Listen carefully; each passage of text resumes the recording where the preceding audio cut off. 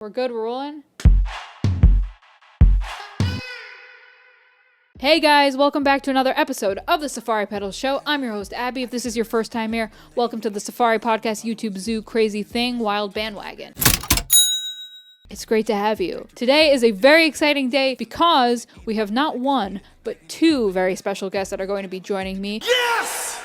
ADP and Tuesday, aka the Sound Dealers, are going to be on the show, and we are going to be talking about a few things. First and foremost, their work together as a music production duo. Secondly, we're going to be discussing their work with up-and-coming artists out of Nottingham, England, LYVIA, and more specifically, the process of how they produced, mixed, and mastered LYVIA's song Trippin, that is quite literally taking the world by storm right now, and taking my playlist very much by storm because it is an amazing song. So shout out to LYVIA for writing and dropping a banger, and to ADP and Tuesday on the production. I'm super pumped, so I think we should just dive into the episode and do the thing. So guys, please give a very warm Safari welcome to ADP and Tuesday.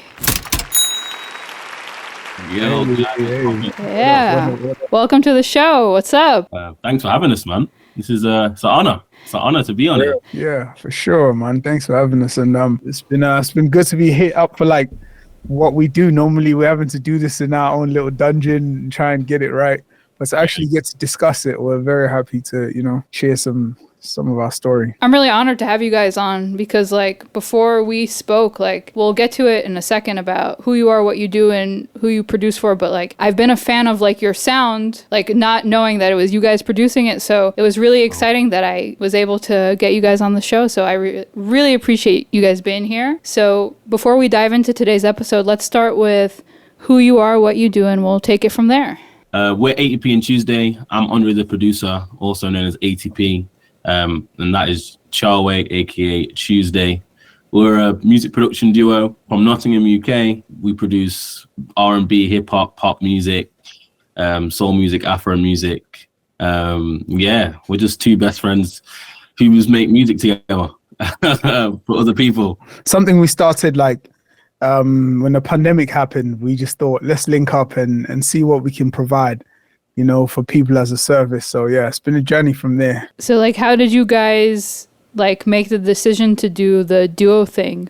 I would say, I always describe it that we were doing it before we made the decision. We met through being in the same band together. So I play drums, Charway plays keys, and I was quite early in my music career and production career, and I found out that he actually produced. So we linked up from there. I would just ask him loads of questions, being quite annoying, just sending him loads of stuff all the time. And then it's just a thing that we've actually done all the time. If it was, I'd be in the studio with his friends who are recording, and I'd be like, oh, why don't you do that? Or what about, can I do that to the drums or something like that? So that was all pre-2020. 2020 came, and we were producing together actually for each other's stuff, so solo stuff. We'll do it together, but it wouldn't be an ATP and Tuesday thing. Like Charway said, the pandemic happened, and we just was as everybody in the world, we were just stuck. We were like, okay, what are we gonna do? And that's when the idea came. We might as well just join forces and do this as a duo. Wow, that's awesome. So it's pretty much been history ever since, you're saying? Pretty much. That's awesome. I'm just really curious to know, how has your individual sounds changed working together? That's a great question. You know what? It's something that I don't think I've actually thought about, but what I realized is my weakness was his strength. When it comes to drum programming, I'm not the greatest, but this man here just knows it like the back of his hand. So it helped me focus more on just getting better chords, getting better music stuff down, and then he brings in the rhythm section and does it so well. So it's made me just focus on working on one part and getting really good at that, because I know he's just he hears it different. He's phenomenal. So it's one of those.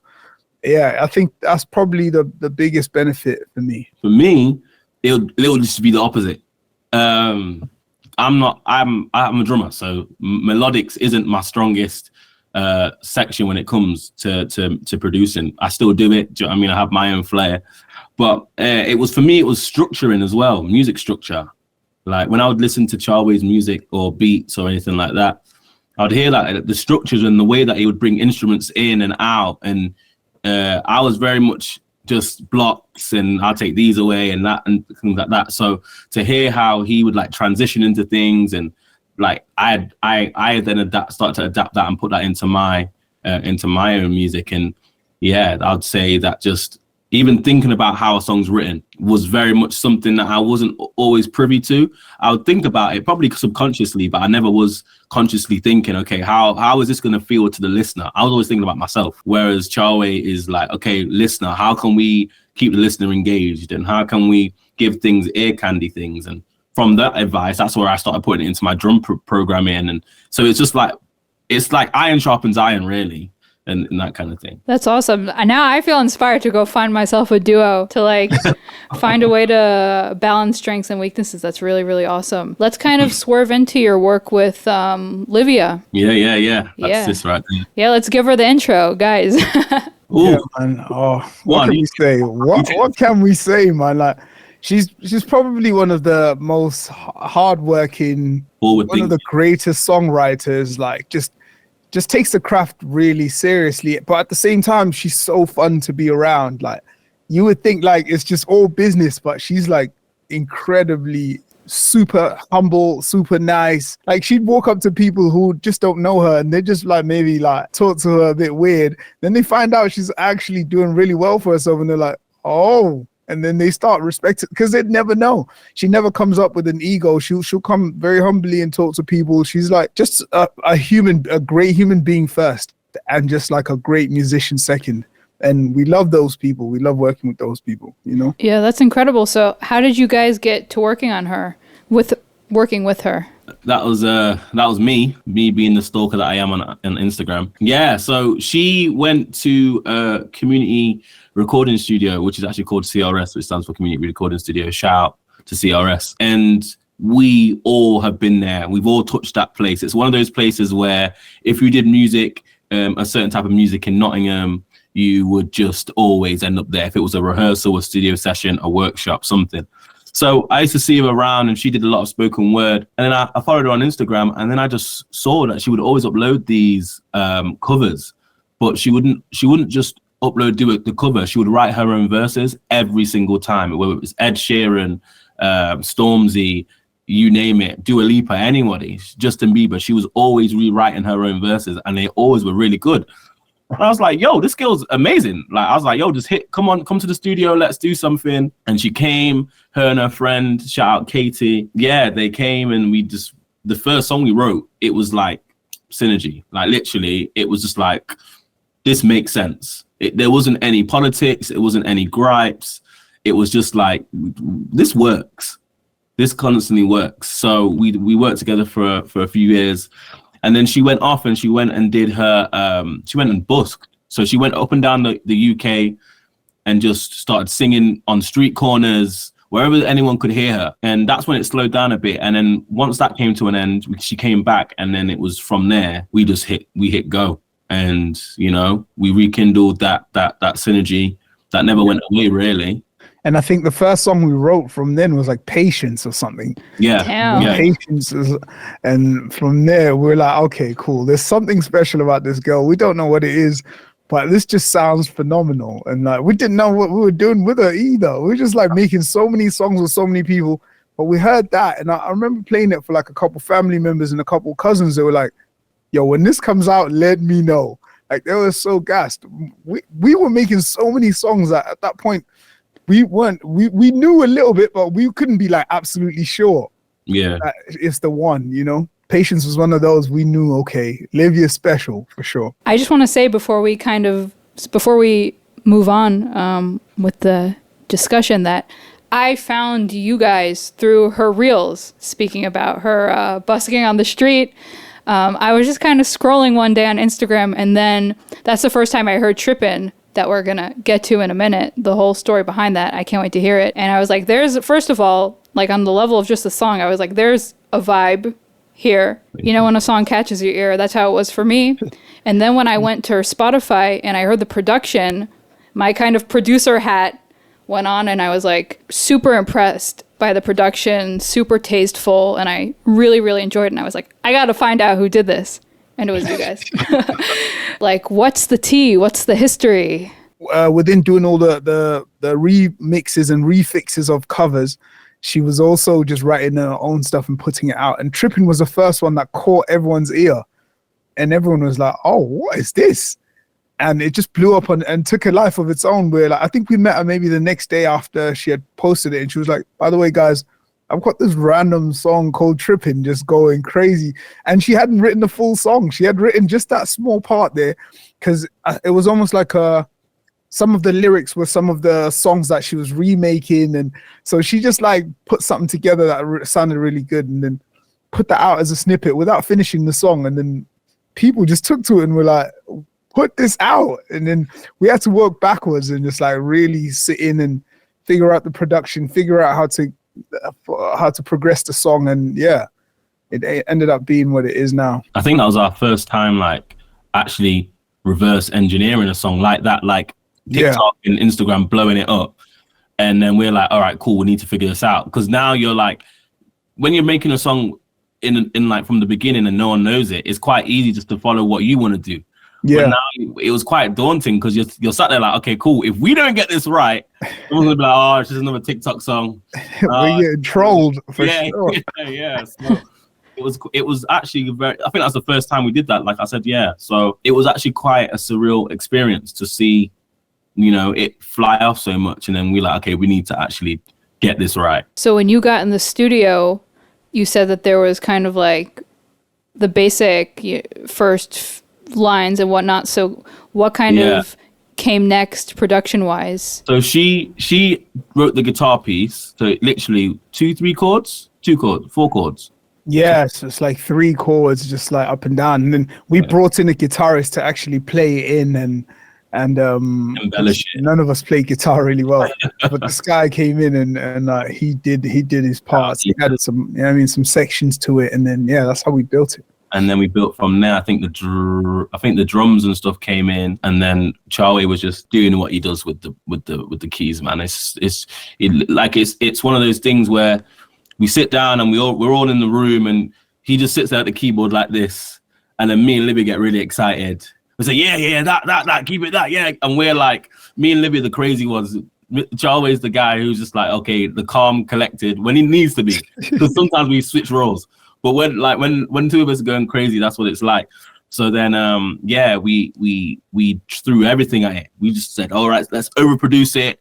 Because we wanted to leave nothing, like no rock unturned. So at first we just threw everything at it. We tried one drums. I remember trying a drum pattern, and she was like, it's a bit too trappy for what I'm trying to go for. So then I was like, all right, cool, go back, re-edit, try and take away some stuff. Then she was like, cool. Then I had the second section with more of the breakdown section. I had a lot more percussion in there. And she was like, it's nice, but let's just try and figure it out. And I think that's one thing I love about working with Olivia. She has a clear vision of what she wants. And because she has a clear vision, it's so much easier to work with her. So I know that I'm going to get an honest opinion, and she's not going to sit there and just tell me it's nice because she likes working with us. She's always got like clear vision, like, okay, cool. It's not what I'm going for, but this works, but I don't like that. Do you know what I mean? That was the drums. And then I know that we had the bass. She's like, yo, man, the bass is hitting a bit too heavy right now. You know what I mean? So it was things like that. It was honestly just fine tuning and going through and just really trying to make it a full piece, not just making it a beat with some lyrics, I also wanted to ask you guys, did you mix and master Trippin as well? Yeah. But now listening back, I'm like, oh, there's so many things that would have changed. But initially it was a thing of the label were just like, you just finish it, however you want it to sound, and we'll put it out. And we're like, okay, fair enough. I was hoping someone else would mix it just to see what it sounds like, but also just allowing us to see it all the way through was very nice. So, but there's so many things now I hear, I'm like, oh, could have changed that. What probably would have done something different with that. You know what I mean? I think that's every mix anyway. You always listen back and think about things you could have improved. What, for example, like comes to your mind? Like the vocals, I actually wish I would have placed them in a little bit different or certain frequencies out, or there's always those things though. And like the guitar, maybe do something different, or you know what I mean, I've always got those things in mind. It worked out in the end, you know? Yeah. Definitely. It was that lesson of simplicity, man. Like, Yeah. just to go back to the overproduction part, like it was just, you always want to put your best ideas on, and sometimes even in mixing and mastering, it's you feel like you want to throw everything at it, and you feel like you didn't throw everything at it, but sometimes that's okay. And I think we're taught to always do perfectionism. Make sure you look over your mixes, make sure you're looking over everything. But if it sounds great and it feels great, that's the main thing. If somebody else can listen to it and say, you know what, this is it, and for the fact that it's got 1 million and odd streams or whatever, that means people actually thought it was great. So sometimes it's like, get out your own head and, you know, and just have to let it be, because we could, like you said, we could sit here and we could EQ and we can, do you know what I mean? We can compress everything for hours and hours and hours. And I learned that lesson very early on. I had a track of mine. I just couldn't stop. And then I listened to it now. I'm like, I totally ruined that. So yeah, that's something for producers out there. Just chill out. Do you know what I mean? Chill out. Yeah. Less is more at the end of the day, actually. It's so true. And it's such a good, guys, listen to him. He knows what he's talking about for sure. Another question about the mix process. Did the mix also go through many phases like the production did, of like throwing many things at it? Or you kind of like respect the rough mix in the sense of like, let's keep it? Great question. I think 6 or 7. What the mix is? Yeah, probably that. Maybe 5 or 6 or something like that. But it's always a thing where I'll send it to LYVIA and she'll be like, I just need less bass, or I need the drums to do this, or you know what I mean? To kind of sum up everything we spoke about, I always like to ask our amazing guests to give a piece of advice or anything you want to say to the amazing Studio Animal viewers watching. So what do you want to say to the people? I feel like it's cliche, but like the reason we ended up getting like good songs is because we just never stopped. Like we just kept going, and we have so many in the vault that we probably won't ever release. But they were just good practices. They were good songs for us to like work our talents on, because I really believe it's either work does two things. It's either working on you or it's working for you. And if you really believe in this, it's either doing one of the two. It's like when you're working on it and it's not working for you, you're looking out there, you're like, no one's hitting me up. You're like, but really when you look at it, it's just working on your skills, working on you.